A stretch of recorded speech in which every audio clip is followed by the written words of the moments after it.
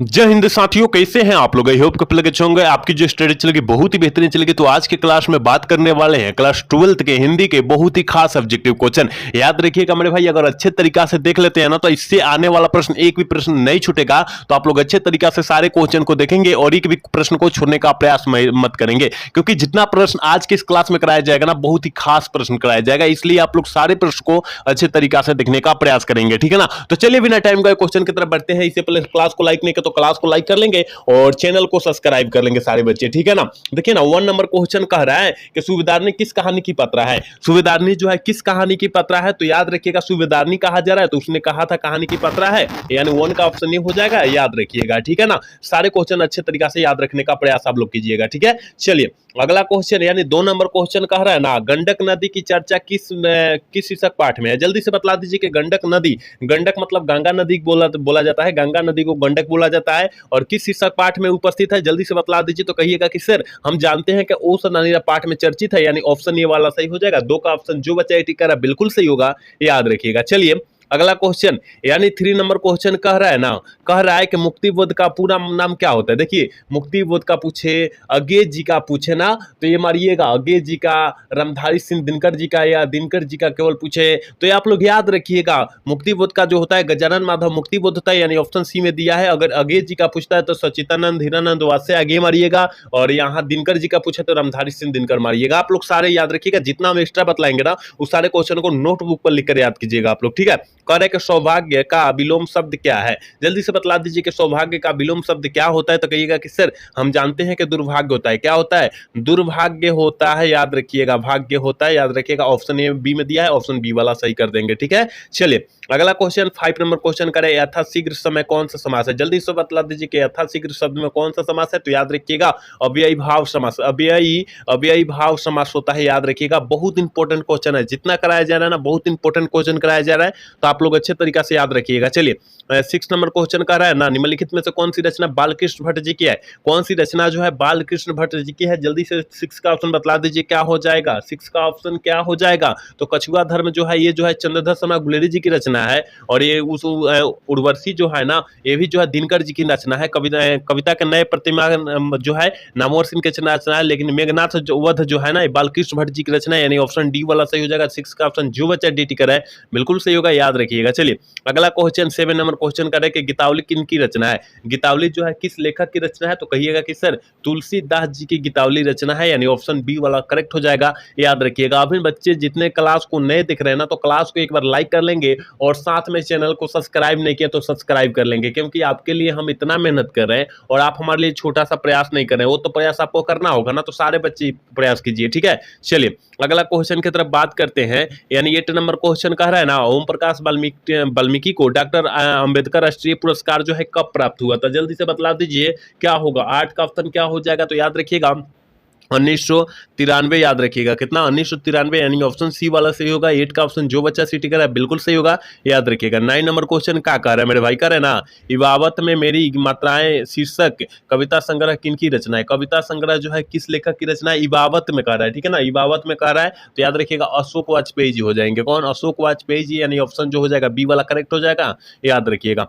चलिए 10 number question कह रहा है ना, कह रहा है कि शिक्षा शीर्षक पाठ के अनुसार सत्य की खोज तभी संभव है जब आजादी हो, जब स्वतंत्रता हो, यानी ऑप्शन ए वाला सही होगा। 10 का ऑप्शन जो बच्चा एटी कर रहा है बिल्कुल सही होगा, याद रखिएगा। 11 नंबर क्वेश्चन कह रहा है ना, गांव का घर शीर्षक कविता के नए पंचायती राज में क्या खो गया है। पंचायती राज में क्या खो गया है, तो सबको पता होनी चाहिए कि पंच परमेश्वर जी खो गए हैं, ऑप्शन सी वाला सही हो जाएगा। 11 का ऑप्शन सी होगा, याद रखिएगा। चलिए अगला क्वेश्चन, यानी कह रहा है ना 12 नंबर क्वेश्चन करें, नाटक के क्षेत्र में जयशंकर प्रसाद के बाद सबसे प्रतिभा माने जाते हैं, वो कौन माने जाते हैं। तो वह माने जाते हैं ओम प्रकाश वाले, सॉरी मोहन राकेश जी माने जाते हैं, ऑप्शन डी वाला सही हो जाएगा। 12 का ऑप्शन डी होगा, याद रखिएगा। 13 नंबर क्वेश्चन क्या कह रहा है। देखिए मेरे भाई कह रहे हैं ना, अशोक वाजपेयी ने कहाँ रहकर स्वतंत्र लेखन किए, कहाँ रहकर स्वतंत्र लेखन किए। तो याद रखिएगा दिल्ली में रहकर ना स्वतंत्र लेखन किए, यानी ऑप्शन जो हो जाएगा 13 का ऑप्शन बी हो जाएगा, याद रखिएगा। जितना क्वेश्चन कराया जा रहा है बहुत महत्वपूर्ण क्वेश्चन कराया जा रहा है,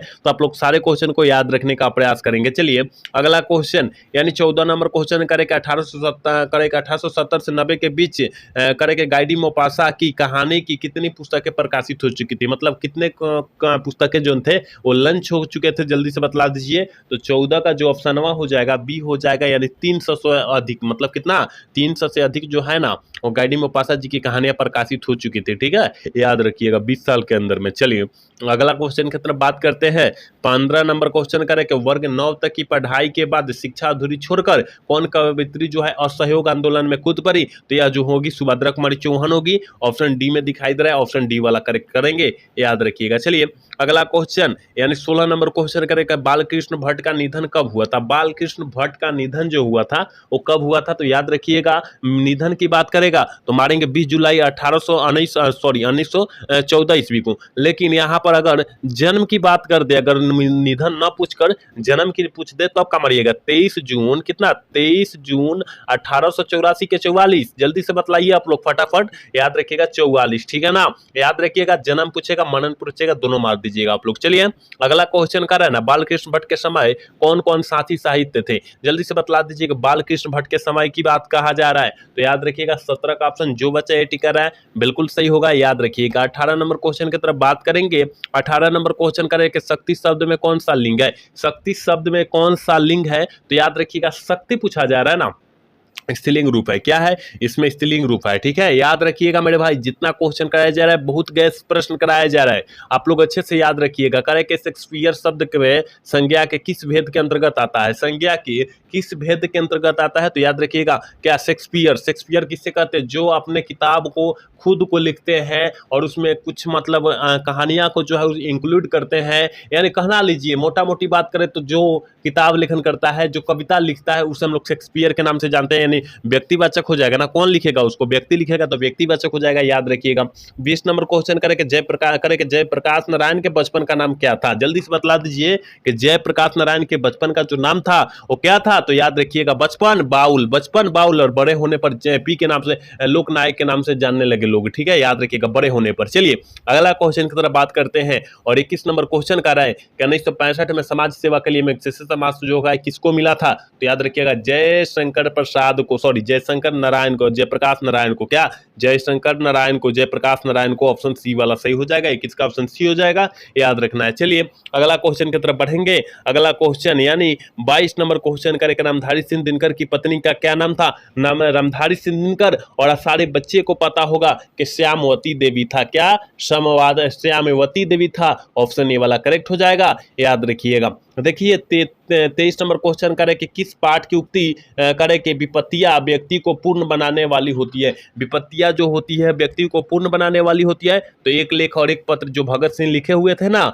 वही कहे थे, ठीक है ना, यानी अपने जो कहानी में कहे थे वही है। ठीक है, चलिए अगला क्वेश्चन यानी 24 नंबर क्वेश्चन का रखने में लिखित में से कौन सी रचना भगत सिंह की है? देखिए कौन सी भगत रचना जो है भगत सिंह की है? तो याद रखिएगा विद्यार्थी और राजनीति जो है भगत सिंह की रचना है, याद रखिएगा ऑप्शन ए वाला सही हो जाएगा, याद रखना। 25 नंबर क्वेश्चन करें आंदोलन करें अंतोन चेखव की कहानी है।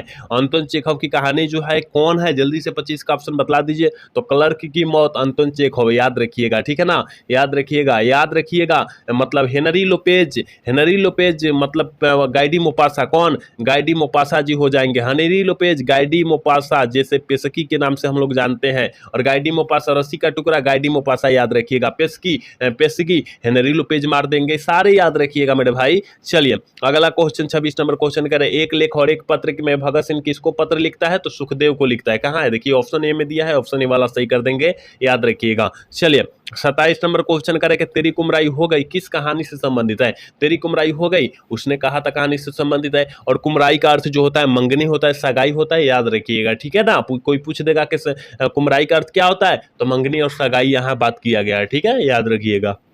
28 नंबर क्वेश्चन का करे ज्ञानेंद्र पति किस प्रकार करे प्रशासनिक पद पर थे? ज्ञानेंद्र पति किस प्रशासनिक पद पर थे? तो याद रखिएगा ऑप्शन जो हो जाएगा क्या होगा? सी हो जाएगा, ठीक है, 28 का ऑप्शन सी होगा, याद रखिएगा। 29 नंबर क्वेश्चन का करे कि बालकृष्ण भट्ट का विलोम है, सॉरी कृष्ण भट्ट का विलोम शब्द क्या होता है? कृष्ण का विलोम शब्द क्या होता है? तो याद रखिएगा शुक्ल होता है। क्या होता है? शुक्ल होता है। ऑप्शन डी में दिया, ऑप्शन डी वाला सही करेंगे, याद रखिएगा। चलिए अगला क्वेश्चन करे स्तुत का विलोम शब्द क्या होगा? स्तुति मतलब होता है निंदा, स्तुति मतलब क्या होता है? निंदा होता है, यानी 30 का ऑप्शन ए हो जाएगा। ठीक है, चलिए अगला क्वेश्चन 31 नंबर क्वेश्चन का है, संध्या का विलोम शब्द है। संध्या का विलोम शब्द क्या होता है? तो संध्या, संध्या मतलब प्रातः होता है। संध्या मतलब क्या होगा? प्रातः हो जाएगा। 31 का ऑप्शन जो हो जाएगा ये हो जाएगा, याद रखिएगा। चलिए 32 नंबर क्वेश्चन कह रहे हैं कि प्रदूषित शब्द का विलोम शब्द है। प्रदूषित शब्द का विलोम शब्द जो होता है दूषित होता है। क्या होता है? दूषित होता है, याद रखिएगा। ऑप्शन जो हो जाएगा 32 का ऑप्शन, सॉरी प्रदूषित मतलब वही ना होता है, दूषित ना होता है। ऑप्शन ये नहीं होगा, ऑप्शन सी वाला होगा, क्योंकि प्रदूषित तो प्रदूषित मतलब होता है, दूषित मतलब प्रदूषित होता है, गंदा होता है, और स्वच्छ मतलब उल्टा हो जाएगा ना। ऑप्शन सी वाला सही होगा, याद रखिएगा। 32 का ऑप्शन सी होगा करेक्ट, याद रखिएगा। चलिए 33 नंबर क्वेश्चन करें कि शेष का शेष शब्द क्या है? शेष शब्द जो है वो कौन शब्द है? तो याद रखिएगा शेष जो है विलोम शब्द इसका अवशेष हो जाएगा। ऑप्शन बी वाला करेक्ट हो जाएगा, याद रखिएगा। 34 नंबर क्वेश्चन करें कि सूरदास किस भाषा के कवि माने जाते हैं? सूरदास जी, याद रखिएगा, ब्रज भाषा के कवि माने जाते हैं। 34 का ऑप्शन बी होगा, याद रखिएगा। 35 नंबर क्वेश्चन क्या कह रहा है? करे कि साहित्य का शब्दशास्त्र नामक आलोचना पुस्तक किसने लिखी है? आलोचना पुस्तक जो है किसके द्वारा लिखा गया है मेरे भाई? तो ओम प्रकाश वाल्मीकि के द्वारा रचा गया है। ऑप्शन ए वाला करेक्ट होगा, याद रखिएगा। 36 नंबर क्वेश्चन कह रहा है ना, ओ सदा निंदा शीर्षक निबंध में वर्णित मन कैसा ताल है? वर्णित मन जो है वो कैसा तान है? तो याद रखिएगा किसके जैसा, जल्दी से बतला दीजिए। 36 का ऑप्शन क्या होगा? तो गहरे विशाल के जैसा, गहरे विशाल के जैसा, यानी ऑप्शन डी वाला सही होगा, याद रखिएगा। चलिए अगला क्वेश्चन कह रहा है किसकी विजयी हुई सेना की नागरिकों की यह पंक्ति किस पाठ से लिया गया? किसकी विजयी हुई थी? तो याद रखिएगा विजयी, तो विजयी किसकी होगी? जो हारेगा जीतेगा, और फिर होगा। ठीक है, तो 37 का ऑप्शन नहीं हो जाएगा, याद रखिएगा। 38 नंबर क्वेश्चन करें अशोक वाजपेयी का मूल निवास कहाँ है? अशोक वाजपेयी का मूल निवास स्थान जो है सागर मध्य प्रदेश में पड़ता है। ऑप्शन ए वाला सही हो जाएगा। 39 नंबर क्वेश्चन करें कि ईमानदार शब्द का विलोम शब्द होगा। ईमानदार का विलोम शब्द मतलब उल्टा शब्द बेईमान हो जाएगा, याद रखिएगा, ये वाला सही हो जाएगा। चलिए इस चैप्टर का, इस क्लास का लास्ट क्वेश्चन देखते हैं। 50 क्वेश्चन देखने वाले थे, लेकिन 40 क्वेश्चन की ही बात करेंगे, क्योंकि देखिए 50 क्वेश्चन ऑलरेडी तो आपके बीच ना रखा गया है, लेकिन 40 क्वेश्चन ही देखेंगे। थोड़ी सी तबीयत डाउन होने के कारण हम लोग पूरा क्वेश्चन नहीं देख पा रहे हैं, ठीक है ना, क्योंकि आवाज नहीं निकल पा रही है। ठीक है, कह रहा है ना अवकरण शब्द का विलोम शब्द क्या होगा? अवकरण शब्द का विलोम शब्द जो होता है अनावरण होता है। क्या होता है? अनावरण होता है। आवरण का अनावरण होता है, यानी ऑप्शन सी वाला सही हो जाएगा। 40 का ऑप्शन सी हो जाएगा, याद रखिएगा। तो हम इससे जो है आगे से मतलब 40 यानी 41 से हम लोग बात करें, 41 से 100 के बीच हम लोग क्वेश्चन देखेंगे, याद रखिएगा। ठीक है ना, तो अगले क्लास में देखेंगे, इस क्लास में नहीं देखेंगे। ठीक है, तो आज का क्लास जो है कैसा लगा? अगर अच्छा लगा होगा तो चैनल को सब्सक्राइब और वीडियो को लाइक करना तो भूलिएगा। मिलता है अगला सेशन में। जय हिंद, जय भारत।